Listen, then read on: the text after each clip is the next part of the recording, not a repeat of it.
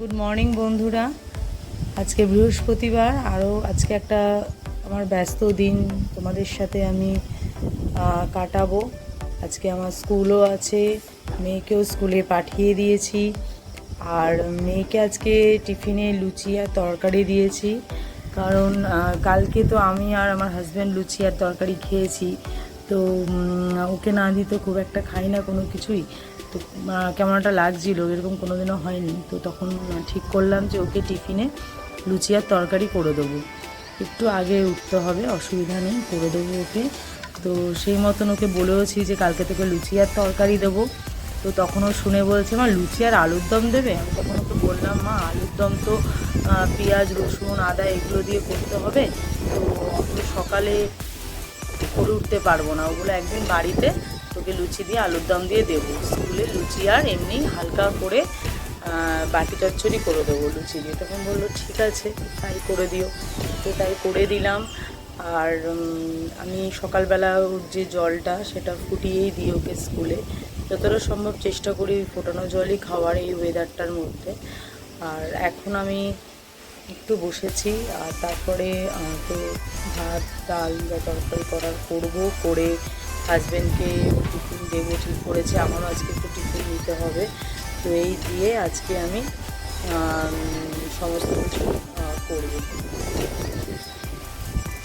মেয়ের কাপেই চা খাই আমি, তার কারণ হচ্ছে মেয়ের এই কাপটা আমার খুব পছন্দ হয়েছে। আর মেয়ে না এই কাপটাতে খেতে চায় না, জলটা হয়তো গায়ে পড়ে মোটা বলে কাপটা, তো আমি এটা আমার চায়ের কাপ করে নিয়েছি। মেয়েকে দুটো লুচি, মানে মেয়েকে তো লুচি ভেজে দিয়েছিলাম, আর তার মধ্যে দুটো লুচি রয়ে গেছে। তো এইটা আমি এখন ভাবলাম চা দিয়ে এর থেকে আর ভালো খাবার কিছু হতে পারে না। আজকে আর বিস্কিট খাবো না, লুচি দিয়েই খাবো। আর তোমরা জানো যে মেয়েরা বিশেষ করে লুচি দিয়ে চা খেতে না খুব ভালোবাসে, তার মধ্যে আমিও একজন, আমি খুব ভালোবাসি। তো আমি এটা খেয়েই চলে যাবো আজকে স্কুলে, আর টিফিন যেটা নেওয়ার সেটা নেব। তো চলো, সারা দিনটা আমি কি করছি আজকে, আবার তার মধ্যে বৃহস্পতিবার, আবার আজকে বৃহস্পতিবারের পুজোও আছে। বৃহস্পতিবারের পুজো আমি স্কুল থেকে এসেই দেব। তো চলো, সারাদিন কি করছি না করছি সঙ্গে থাকো, দেখতে থাকো। গুড ইভিনিং সবাইকে। এতক্ষণ আর কোনো কিছু শেয়ার করতে পারিনি, কারণ স্কুল থেকে এসেছি, তারপরে মেয়ে তখনও ঘুমোয়নি। আমি একটু খেয়েই মেয়েকে ঘুম পাড়ালাম, তারপরে মাসিও কাজ করে চলে গেল, আর আমি এখন একটু বেরিয়েছি। বৃহস্পতিবার আজকে, তো বৃহস্পতিবারের ফুল আর মিষ্টি কিনতে যাচ্ছি। 7টা মতন বাজে, তো ফুল মিষ্টি কিনে এনে পুজো করব। আর 7:30টার সময় মেয়ের টিচারও আসবে, তো একবারে ওকে পড়তে বসিয়ে তারপরে আমি পুজোটা দেব। তো চলো। আর আজকে তারা মায়ের পুজো, তো এখানে সন্ধ্যে থেকেই একদম গান টান হচ্ছে, খুব সুন্দর সুন্দর কালী ঠাকুরের গান হচ্ছে। আর চলো তোমাদের দেখাবো, আমাদের সামনেই শকুন্তলা কালী মায়ের মন্দির আছে, সেখানেই যাব মিষ্টি আর ফুল আনতে। তো চলো।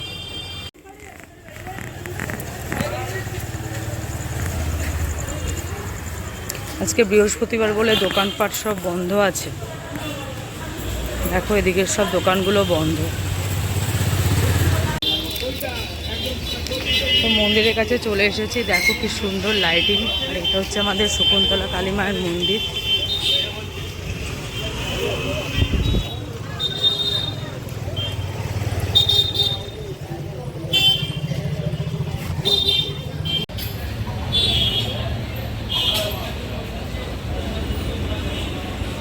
দোকানে কি ভিড়।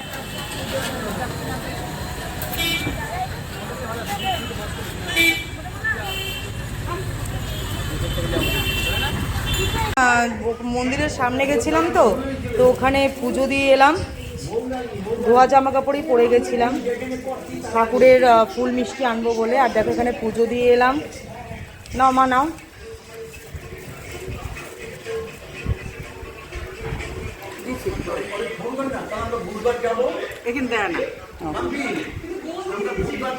হ্যাঁ হ্যাঁ, ওই পদ্ম ফুল দিয়েছে, দেখ পদ্ম ফুল দিয়েছে।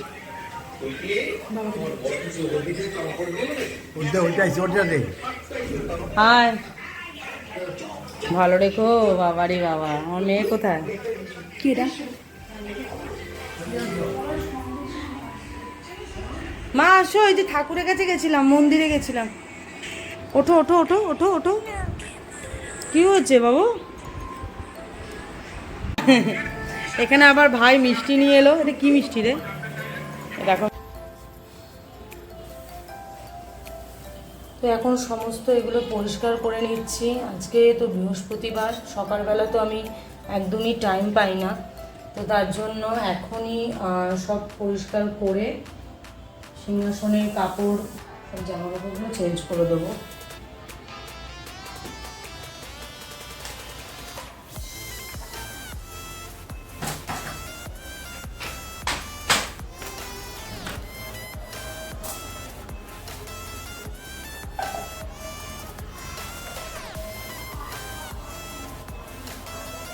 আমি প্রত্যেক বৃহস্পতিবারই ঠাকুরের যে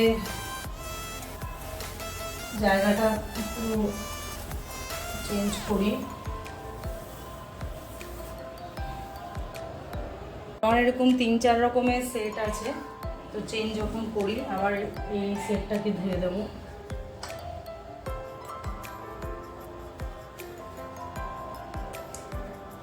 সিংহাসনটা উপরে ব্যবস্থা করবো আস্তে আস্তে।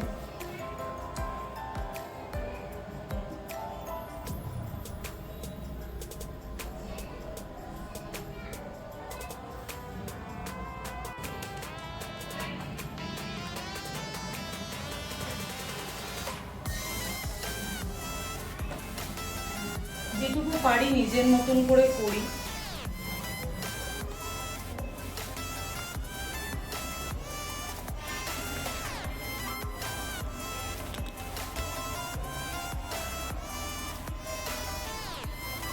তো এখন লক্ষ্মী ঠাকুরের জায়গাটাও পরিষ্কার করব। তো আমার বাপের বাড়িতে যে পুজো রয়েছে সেটা হচ্ছে কোজাগরি লক্ষ্মী পুজো, মানে সরার মধ্যে যে পুজোটা হয়। তো সেটা যেরকম দুর্গা পুজোর পর যে লক্ষ্মী পুজো হয়, সন্ধ্যেবেলা করে পুজো হয়, ঠাকুরমশাই সন্ধ্যেবেলা আসেন, সারা বাড়িতে আলপনা দেওয়া হয়, আমরাই দিই। আমি আমার বোন, তারপরে আমার ভাইয়ের বউ, আমার ভাই, সব বাড়িতে এটা হয়। আর বাড়িতে তখন সেদিনকে সারাদিন মানে খুবই আনন্দ হয়, পুজো হবে পুজো হবে, এখনও বেশি আনন্দটা হয়। কাকু কাকুমণি দুজনে মিলে খিচুড়ি তরকারি রান্না করে। কোনো ভোগ এগুলো যায় না, ভোগ হচ্ছে শুধুমাত্র ফল প্রসাদ যায়। আর ওই কলা বউ বানায় বাবা। তারপরে সমস্ত জায়গায় জায়গায়, যেমন কলতলায়, তারপরে গোডাউন আছে আমাদের, গোডাউন, তারপরে তুলসী মঞ্চ, এই বাইরের দরজা, এগুলোতে সমস্ত ওই কলার যে এর মধ্যে পুরো ডুঙি মতন করে ফল প্রসাদ দেওয়া হয়। তো এইগুলো করা হয় আমার বাপের বাড়িতে, ছোটোর থেকে দেখে এসেছি। আর কিন্তু আমার শ্বশুর বাড়িতে এই লক্ষ্মী পুজো হয় না। শ্বশুর বাড়িতে হয় পৌষ মাসের লক্ষ্মী পুজো, যেখানে তোমার মানে প্রত্যেক বছর অন্তর অন্তর এই যে কুঞ্জটা রয়েছে এর মধ্য থেকে ধান মানে পাল্টানো হয়, তো সেটা হয়। আর যেহেতু এখানে আমার এখন লক্ষ্মী মা আছে, তো গত বছরই আমি লক্ষ্মী মাকে এখানে প্রতিষ্ঠিত, মানে এখানে এনেছি, বাড়ির থেকে এনেছি, যেহেতু মারাও এখানে ছিল। তো বলেছিলাম তাহলে লক্ষ্মী ঠাকুরকে এখানেই নিয়ে আসি, এখানেই পুজো করব। তো তখন এখানে নিয়ে এসেছিলাম, এবং তারপর থেকে এখানে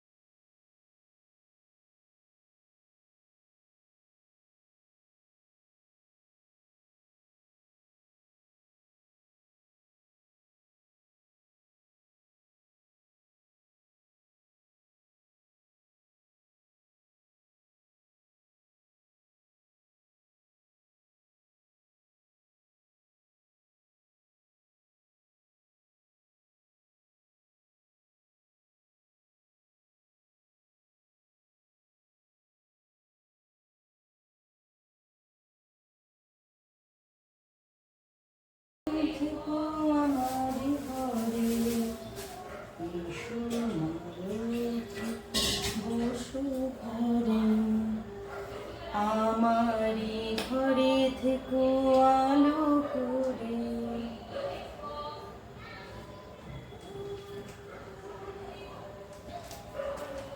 শ্রী শ্রী লক্ষ্মীদেবীর ব্রতকথা ও পাঁচালী। নারায়ণং নমস্কৃতং নরেন চব নরোত্তমম দেবীং সরতি তব অবিচার চঞ্চলা চপলা প্রায় ফেরো দ্বারে দ্বার ক্ষণকাল তরে তব নাহি কোথা স্থিতি সেই হেতু নরনারী ভুগয়ে দুর্গতি কুক্রিয়ায় রত সদা নরনারীগণ অসহ্য যাতনা পায় দেখি সর্বক্ষণ অর্ণাভাবে শীর্ণকায় বলহীন দেহ ক্ষুধা কষ্টে আত্মহত্যা করিতে।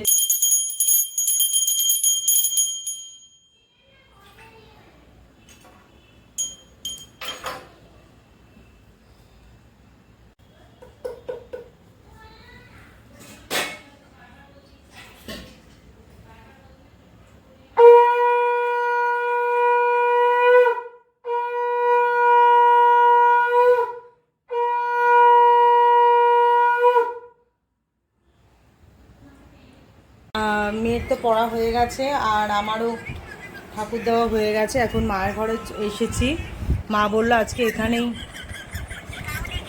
মোবাইল দেখছিস না দেখ। মা বললো এখানেই আজকে কৌশিকী অমাবস্যা বলে কোনো ভাত রুটি কিছু হবে না, পরোটায় খাবে, তো এখানেই খেতে বললো। তো এখানে কি অল্প আন্না। আর এখানে রিম্পি করেছে হচ্ছে সাবুর উপমা টাইপের করেছে, তো এটা একটু টেস্ট করব। পোলাও করেছে। আর আমি নিয়ে বসেছি জোয়ানের পরোটা, অল্প পাঁচমিশালি তরকারি আর মিহিদানা। তো আজকে এটাই হচ্ছে ডিনার। আর সঞ্জিতের জন্য নিয়ে যাব পরোটা।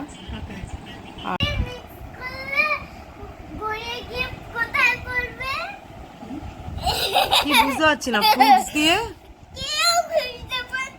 তুই বলতেই পারছিস না।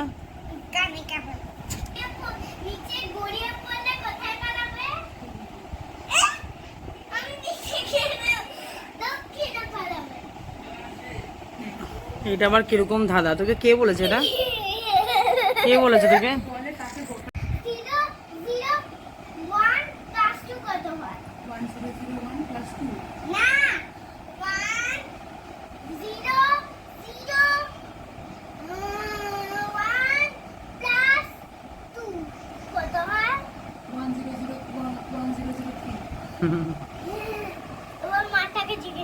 ও নিজে না, ও তো ও জান। হ্যাঁ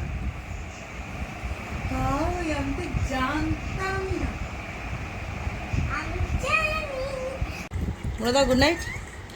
গুড নাইট বলে দাও। বলো গুড নাইট, বাই বাই।